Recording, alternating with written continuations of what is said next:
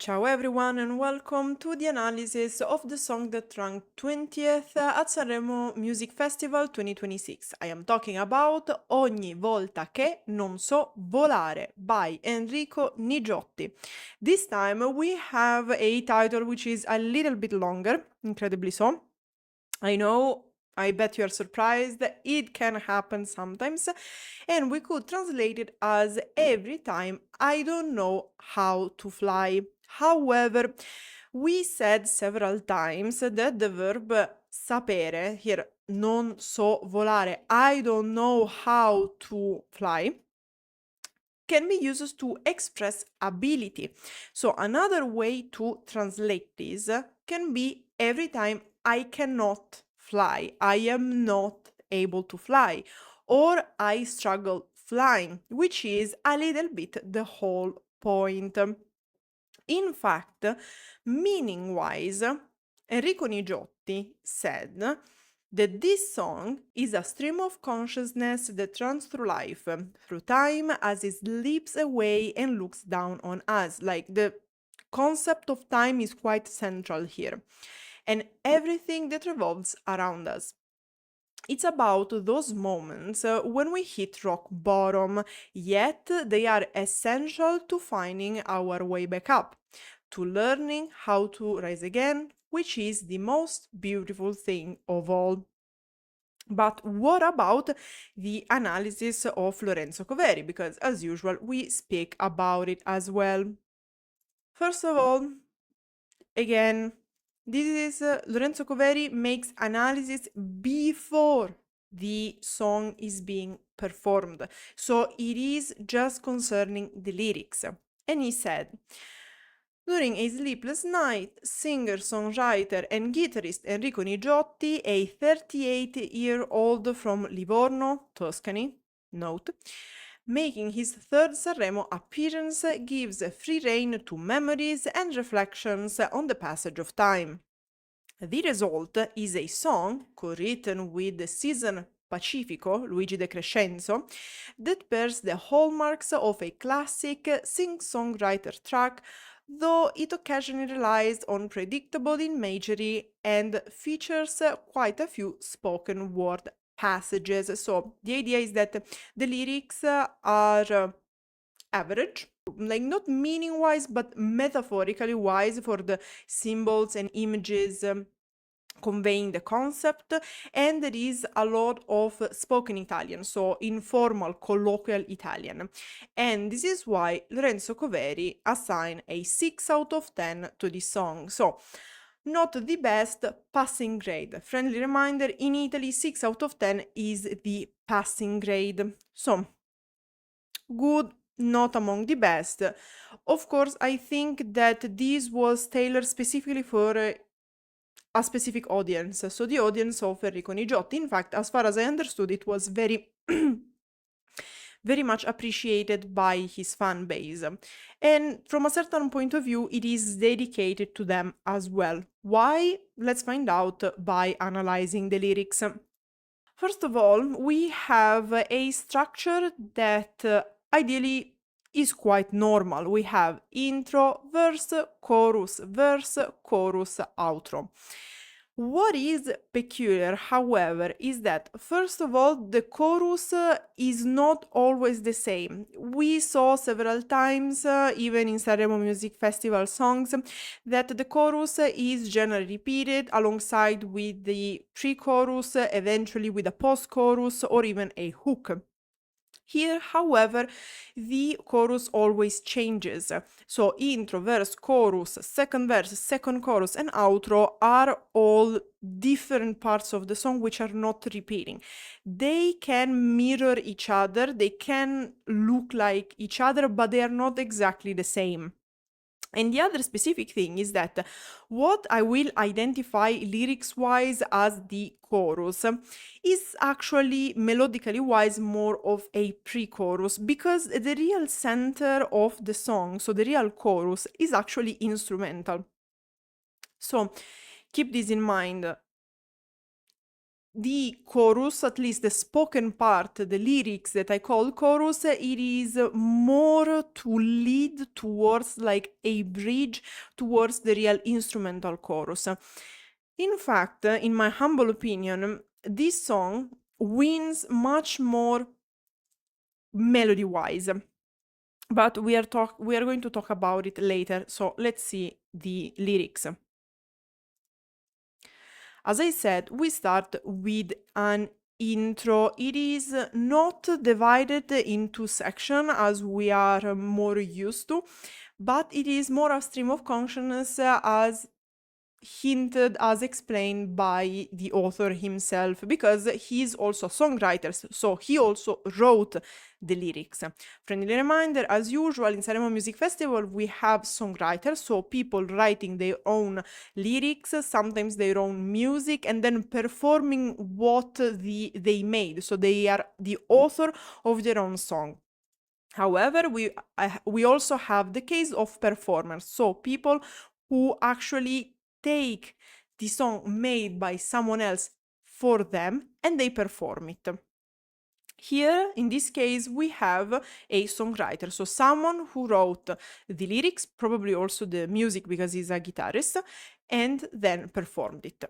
So, tardi, che non è più solo notte, ma anche un po' mattina. Tardi, che non mi addormento, chiudo gli occhi appena. Tardi, che la dovrei smettere di parlare col soffitto, di cascare tra i ricordi per rimanerci dentro. Il tempo vola, maledetto, veloce come un pizzicotto. Late, here it would be so late, in Italian così tardi che, so late that, but the così, it is implied. So late that's no longer just night, but also a bit morning. So that part of the day or the night where probably we can have daybreak, sunrise, whatever you want to call it. So technically it is late at night, mainly during summer when we can have the sun rising even around 5 or 6 a.m. So not just nights, because people are still sleeping, or even before, like 4 a.m., when you literally have the first light of the day appearing, but it is also towards morning. Late that I can't fall asleep, I barely close my eyes. So again, we are in a situation, and here it is because he gave confirmation of this, because this is what led to the inspiration of the song itself. An episode where he woke up in the middle of the night, anyway, around sunrise, or at least where you could already see the first lights of the day, and couldn't fall asleep back again. Why? Because he got the inspiration for this song. So late that I should stop talking to the ceiling, falling into memories, to get lost inside them. And then we have a little bit more of a separated part. Time flies, damn it, fast as a pinch. Un pizzicotto is a pinch.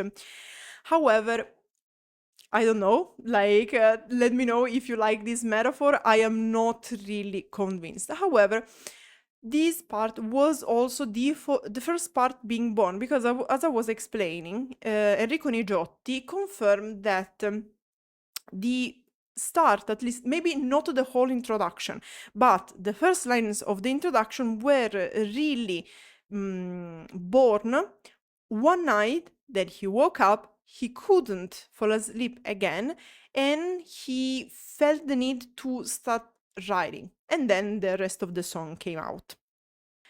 And then we have the first verse. Ecco, la prima volta che ho fatto l'amore avevo 15 anni. Sopra un vecchio materasso tenevamo chiusi gli occhi. Così dolce e preoccupato, così sempre attento. Forse adesso che ho imparato non è più lo stesso. Il tempo vola, l'ho già detto, anche in un orologio rotto. You see, the first time I made love, I was 15 years old. On an old mattress, we kept our eyes closed, so gentle and worried, so constantly attentive. Perhaps, now that I've learned, it's not the same anymore. Time flies, I've said it before, even in a broken clock. So, here, a couple of things. Now, this is actually a question that I've been receiving when people following Sanremo Music Festival listen and check the translation of this song, because one of the question was, is it true that you lost like that in Italy people lose their virginity around 15 years old, like it's very young age, you know? Like, no, chat, no, I don't. In fact, fun fact, some people even mocked him because he was like, what is supposed to be this thing? A flex? Like, it's not as common. Like, 15 years old is considered quite young, okay?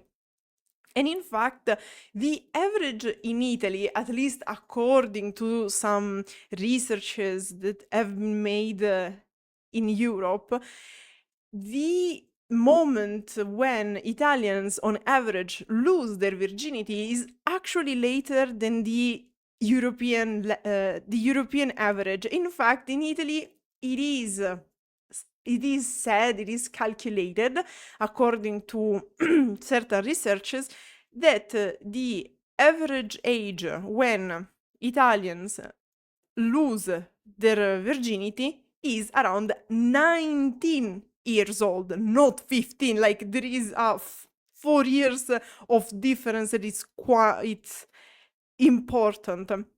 It is also true that it might be a little bit lower because, of course, technically it's not like it's borderline illegal to lose your virginity when you are a minor. So, because of course it's problematic in many cases, but because of matter of consent, because the age of consent in Italy is 18 years old.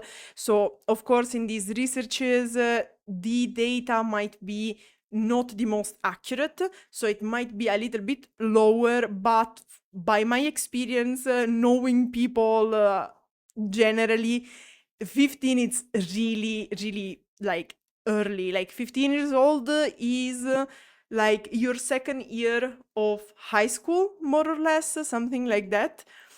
It is more towards the end of high school, because in Italy you finish high school around 19 years old, or during university, because university is since you are around 19 until like 19, 20 until when you are 24, 25, more or less.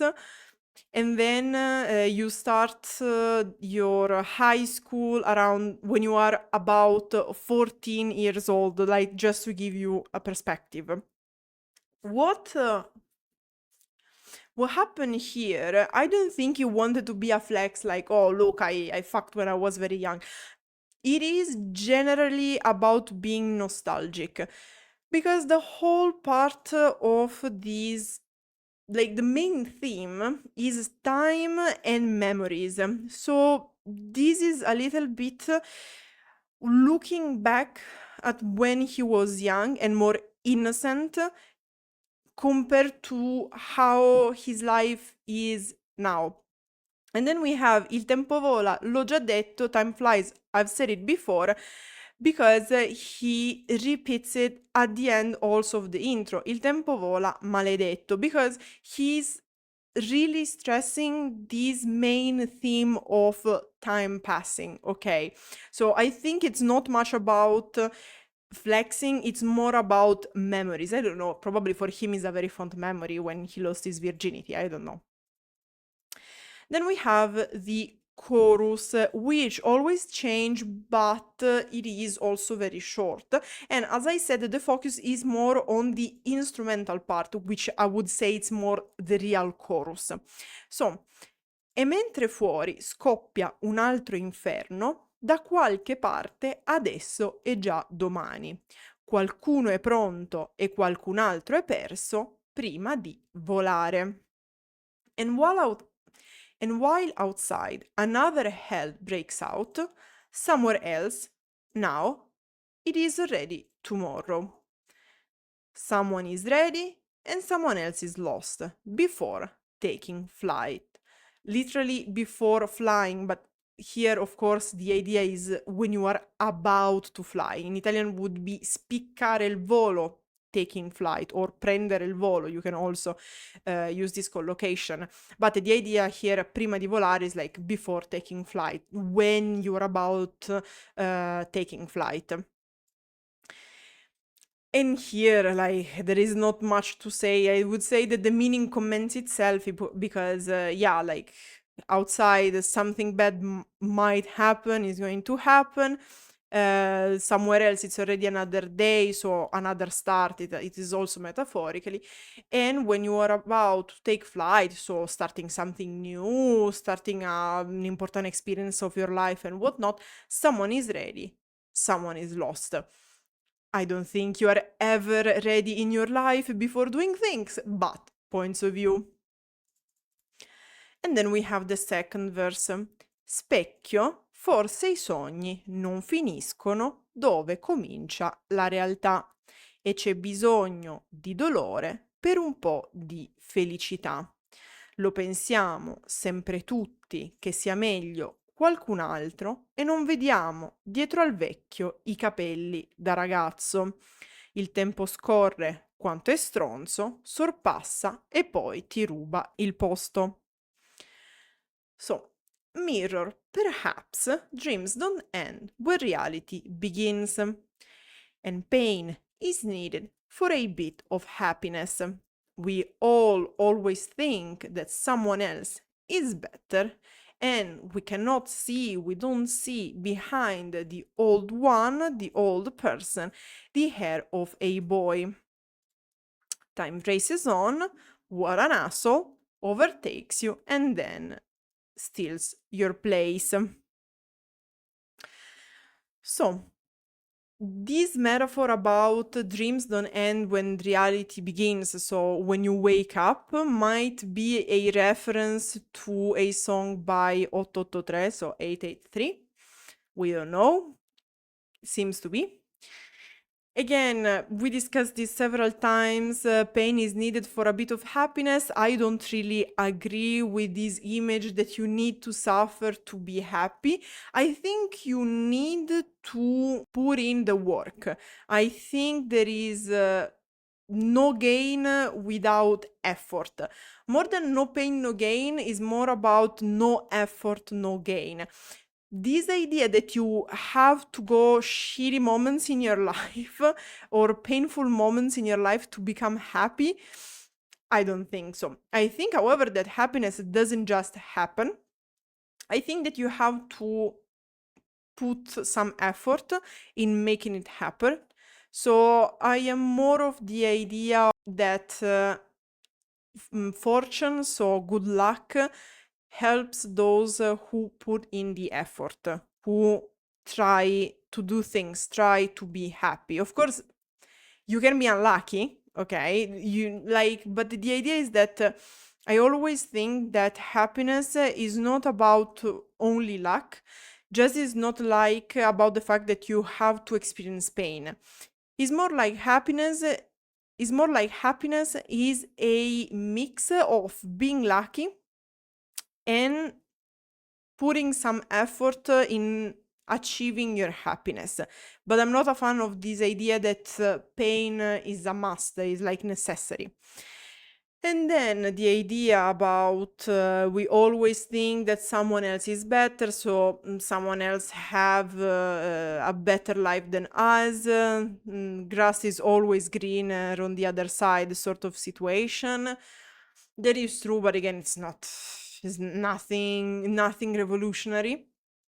And then we have this metaphor that we don't see the hair of the boy hair behind the old person. I think that it means that sometimes we don't consider what people had to go through in their life to reach the point where they are. So we don't see what the old person did when he was younger to achieve what he achieved now. I think this is the point. And then again, the time races, time runs, time doesn't wait for you. And then we have a automobilistic metaphor, we could call it, because sorpassare is like it is to overtake, as in when you are driving, literally, and then steals your place, as in parking. So reference to those people who overtake you and then park in your stead, not respecting not even the driving code, but generally basic kindness, basic human behavior in a society with other people. Again, choices.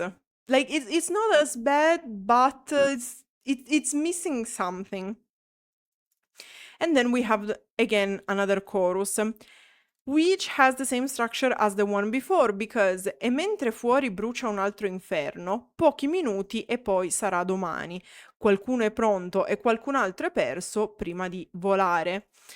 So there is a slight change in the first two lines, and while another hell burns outside, a few minutes and then it will be tomorrow.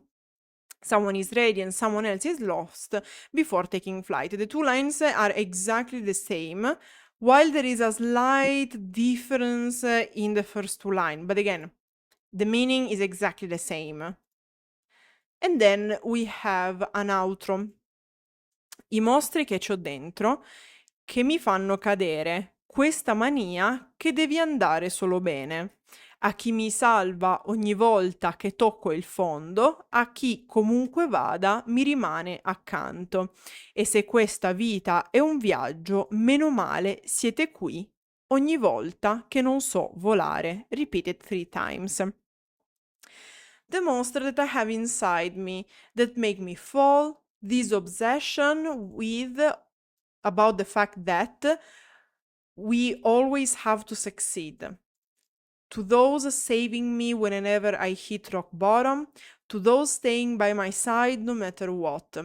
And if this life is a journey, thank goodness, literally meno male, less evil, but it's like thank goodness, thank God, you are here whenever I don't know how to fly, or whenever I cannot fly, so I cannot succeed.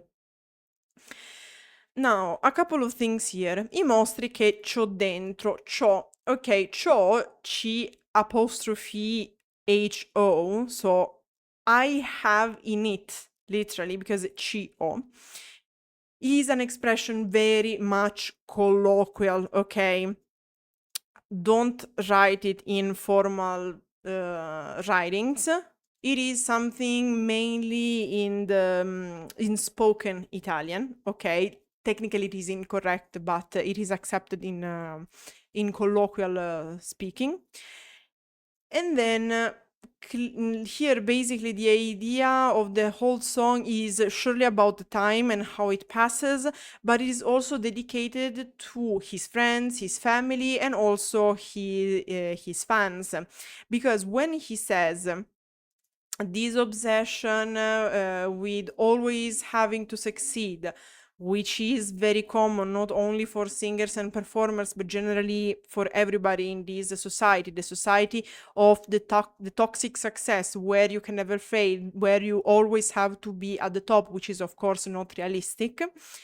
And then to what people is he dedicating the song? To everybody saving him, so staying with him, supporting him when he is at his lowest, and staying by his side no matter what.